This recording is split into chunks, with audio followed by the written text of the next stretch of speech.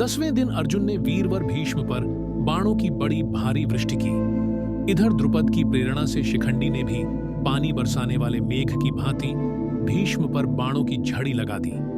दोनों ओर के हाथी सवार, घुड़सवार, रथी और पैदल एक दूसरे के बाणों से मारे गए। भीष्म की मृत्यु उनकी इच्छा के अधीन थी।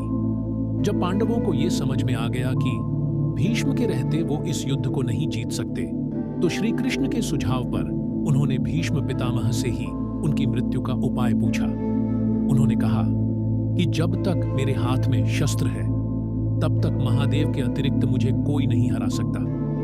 उन्होंने ने ही पांडवों को सुझाव दिया। शिखंडी पूर्व जन्म में अंबा थी, इसलिए वो उसे कन्या ही मानते थे। 10वें दिन के युद्ध में अर्जुन ने शिखंडी को आगे अपने रथ पर बिठाया। शिखंडी को आगे देखकर भीष्म ने अपना धनुष त्याग दिया।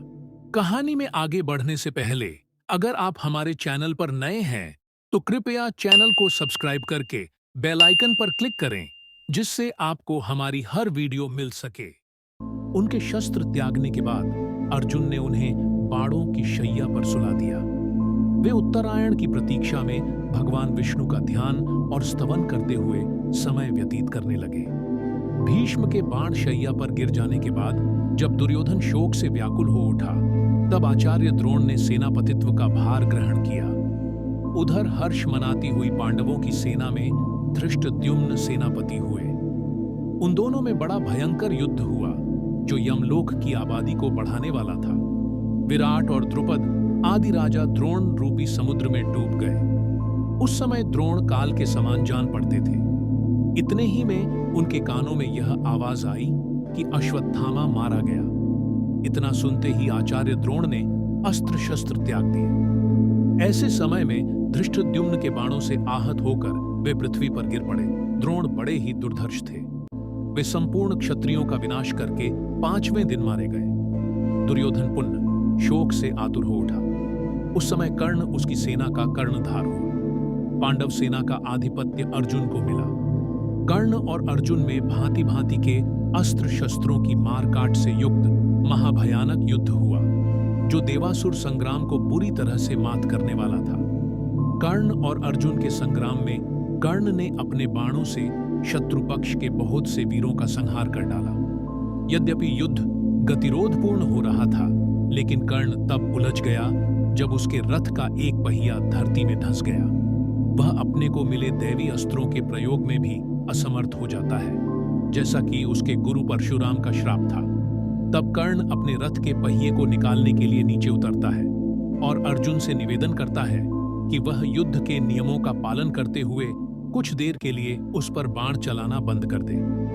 तब श्री कृष्ण अर्जुन से कहते हैं कि कर्ण को कोई अधिकार नहीं है कि वह अब युद्ध नियमों और धर्म की बात करे, जबकि स्वयं उसने भी अभिमन्यु वध के समय किसी भी युद्ध नियम और धर्म का पालन नहीं किया था।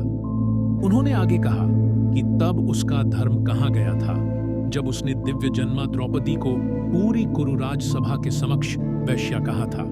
द्युत क्रीड़ा भवन में उसका धर्म कहाँ गया था।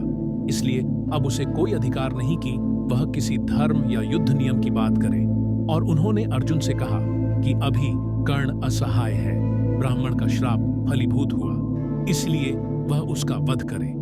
श्री कृष्ण कहते हैं कि यदि अर्जुन ने इस निर्णायक मोड़ पर अभी कर्ण को नहीं मारा, तो संभवतः पांडव उसे कभी भी नहीं मार सकेंगे और यह युद्ध कभी भी नहीं जीता जा सकेगा।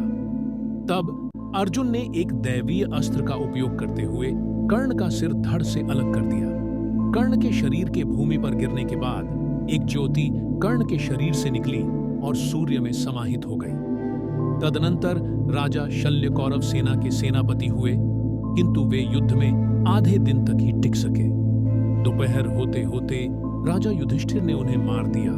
अगर आपने कहानी को पूरा सुन लिया है, तो भीष्म की मृत्यु के बाद कौरवों की सेना के सेनापति कौन बने, कमेंट करके जरूर बताएं।